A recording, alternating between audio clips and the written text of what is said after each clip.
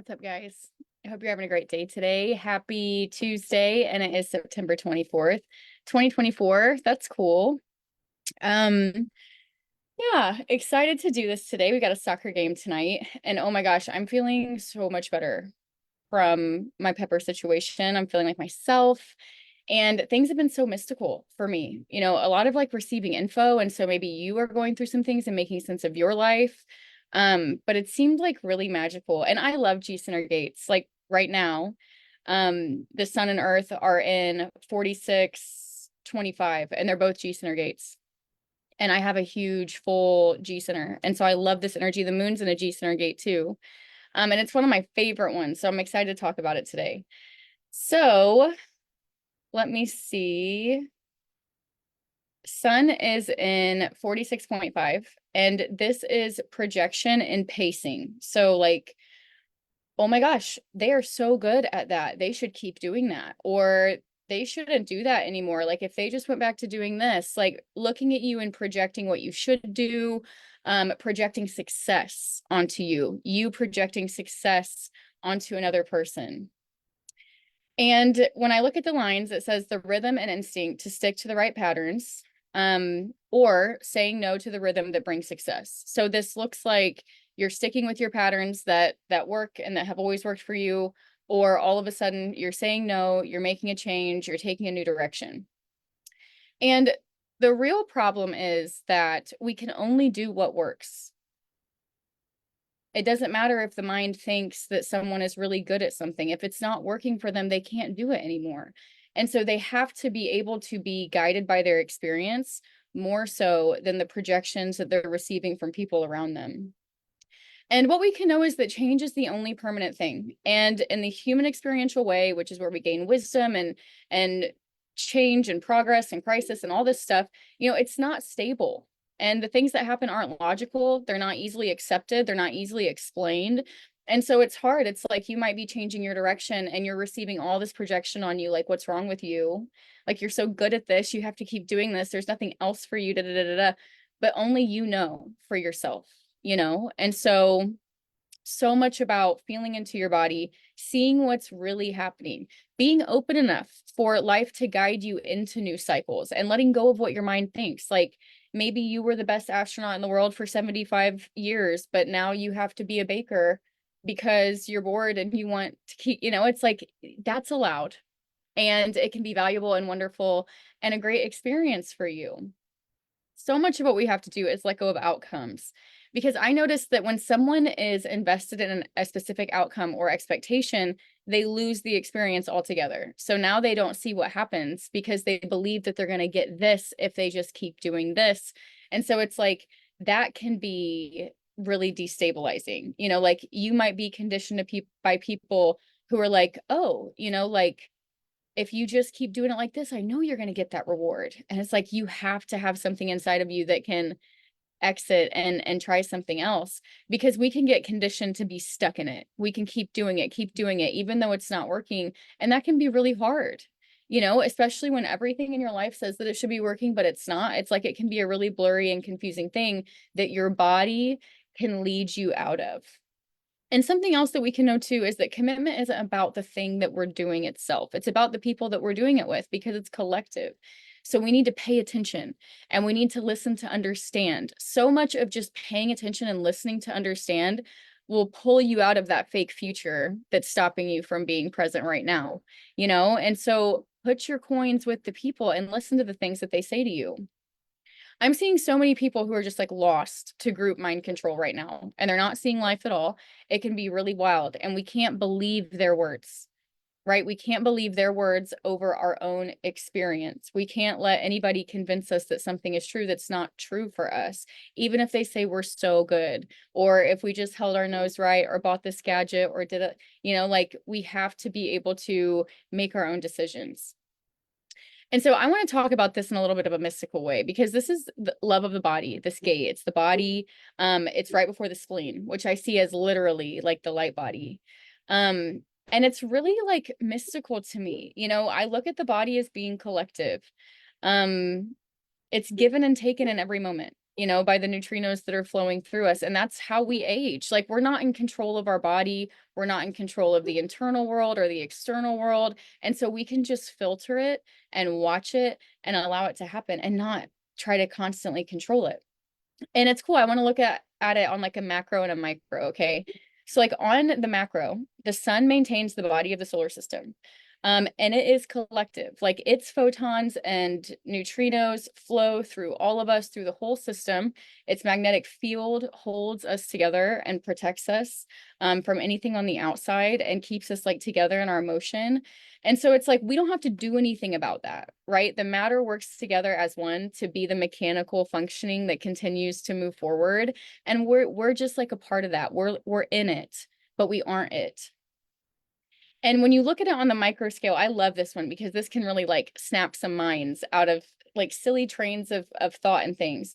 It's like, you don't have to do anything to digest your food or to refill your bladder or to empty your bladder or to pump the blood through your body. You know, you're not sitting there doing the work to pump that heart. It's like, you don't have to improve or become anything. Everything is already done when you can just be who you are, just be yourself. And then you can watch that matter working together right in front of you and not be it at the same time. And so let's move on to the earth. We are grounded by innocence, the fire of innocence today. And it's projection and recuperation, projection and maybe like healing, healing your spirit. And so when I look at the line, the innocence, when innocence is sapped of its vitality, healing is the first priority. The power of the spirit to heal and be healed. The other side is weakness of the spirit, which requires healing from others. And this is such a crazy gate. Like, this is so much like shaman, doctor, external authority figure that you go to get an answer, to tell you what's wrong with you, to tell you what you need. You are looking for an external authority. You're looking for conditioning. And the ironic part about this is, like, let's say that you're with a group of people and you're kind of being conditioned, like in the sun situation. Oh, you're so good. If you just stay and do it forever, you're gonna win $1 million. You know, it's like, the only way to heal from that conditioning is to leave. You have to leave. And when you leave, when your spirit is strong enough to leave, you heal the people who were conditioning you. So when I read this again, the power of the spirit to heal and be healed, that is the power of the spirit to walk away. And when you walk away, I promise they feel the absence of your spirit, you know, and they have to start accepting reality as it is without it. And so it's such a magical thing to have the spirit to continue on your own path and your own authority. The other end, weakness of the spirit, which requires healing from others. You stay and let them continue to use your spirit for whatever you think you need, whether it's like validation or emotional support or I don't know, you know, but it's like, you can feel it. Maybe you can't really put words on what's happening, but it's very, like, it can be very debilitating. And it can literally, like, when it says the vitality is sucked out of your spirit, it's like vitality is like life force. So like, you've lost your life force, you feel weak. You don't feel strong enough to leave and heal the person that's been conditioning you. And so when you are allowed to be who you are, you don't need to be healed because you're in your alignment, and life will help you be who you are and be in alignment with what that looks like. And we can know that being what we aren't creates disease in the world. So anytime that we're conditioned to be something that we're not, we're creating sickness and disease in ourselves and others. And the problem is that the mind doesn't let anybody be who they are. So we create this like self-fulfilling process, and we run around like chickens with our heads cut off. We sabotage our own rhythms, our own health, our own relationship by giving our authority to some external figure. And we can know that the mind is like so afraid. Like, everything that most people are doing, if they are their mind, it's so afraid. Like, it's fragmented and traumatized, and it's running on karma rolls, and it will do anything to avoid reality, which is its solution, you know, which is the only thing that could save it. And so it's a very sticky, strange thing. And when you look at this in society, you know, we pay for this. We exchange so much money for what we think we want or need, or you know, even going to like shaman, doctor, tarot card reader, like, we give so much money for conditioning. And it's not that the conditioning is bad. Sometimes it's good, sometimes it's not. We just need to have the discernment and the strength to maintain our spirit and our own personal authority. And it's like when we go to exchange money for this, maybe I'm going to the doctor or a therapist and I'm telling them all these things. And what we want from that person is for them to say, oh, well, you are sick because of this or that. And then they diagnose you, give you medication, your mind believes it, and you go down that road. Let's say that pretty quickly you know that that medication is having like negative effects on you. I have watched people do this for years where they'll go to their doctor and explain that, and their doctor will explain to them that those effects will just go away if they keep going, if they keep going. And how many years should they keep going? You know, it's like we don't understand what can happen when we are giving our authority away. It can get very dangerous for our bodies and our spirits very quickly. And so, like I said, it's not always bad. Sometimes it's true. Sometimes you go to somebody and they know exactly what you need and you feel it in yourself and you're like, yes, and you do it and you feel so much better, you know? And so it can be good and bad. We just need to be able to tell for ourselves as ourselves. And we can know if I accept myself, everything is fine. Life takes care of me, things flow just fine. And if I try to be something I'm not, I bring sickness into my life and my world. And so what we can do is we can love our own rhythm, we can love our own body, and that creates success for all of us. It creates success for humanity. So much of that though, you know, like when we're running around looking for an external authority figure, it's because we want someone to tell us who we are. And that's why I can be such a painful person to work with, because I refuse to be your external authority figure. I want you to be that. And so I do the time with you as you watch yourself over time, right?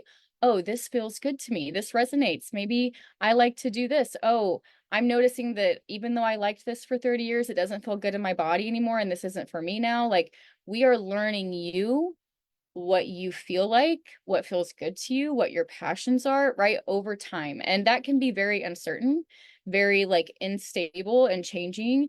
And so it's like, we are made to do that, and you deserve that. You deserve to watch the matter that you are unfold. You deserve to honor your path and your body and see the movie, you know, that you're here to see. And so last but not least, Moon is in gate 15. This is about expressing proper balance between extremes. And this is the gate of the aura, the self that is magnetic, your aura all around you. And I love this gate so much. It's called Love of Humanity.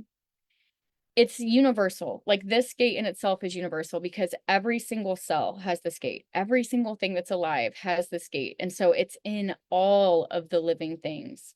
And I love like something that South Park, like Bear always used to say this when we first got together.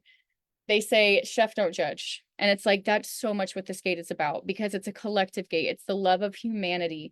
And to have love for self, for other, for humanity, all of the extremes have to be allowed. There has to be a place for every single one of them, because they're purposeful and that person deserves to be who they are, you know? And so it's so much about allowing everything, because life does. And there's nothing that we can do about that. Like there's nothing that we should squish out of existence or whatever. Like if everything's in its proper place, then everything can work.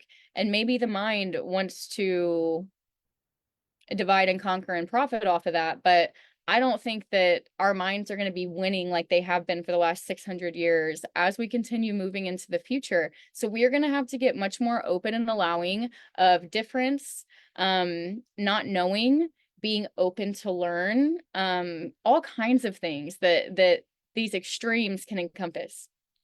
And so when we're allowed to be these extremes, we can differentiate, we can become different, we can see what we naturally do and who we naturally do it with and what naturally works. And then life can be like less resistancy. You know, you can have more peace, satisfaction, success. You can feel better in your movie because things are working.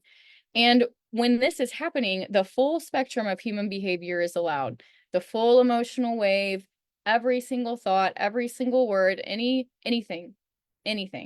And so it's wonderful. It's such like a Jesus like gate to me. And literally I see this gate as being the thing, Like when your monopole is in alignment with life and you have correct capture frequency, I literally perceive this gate as being like God the Father at the end of your aura. And so it's like when Jesus was like, my God the Father in heaven, it's like, no, like it's at the end of your aura. And if you can honor your body and honor your life, like you can correct your capture frequency and you can gain a moon for your system in order to grow life as we keep moving into the sleeping phoenix cycle. And so what we can know is that we can't interfere with our own rhythm. We can't interfere with our own nature. We have to live our nature, even if the mind doesn't like it. And we can learn who we are over time, even if it's scary. You know, we can let life show us and we can trust it and trust ourselves. And even if you're walking away from something that your mind thinks is going to financially destroy you, ruin your reputation, you know, whatever mind stories you're telling yourself, let life show you that what you think and what others think isn't necessarily true. So yeah, I hope you guys have a great day today. I will be back on Thursday. I love ya. Bye, guys.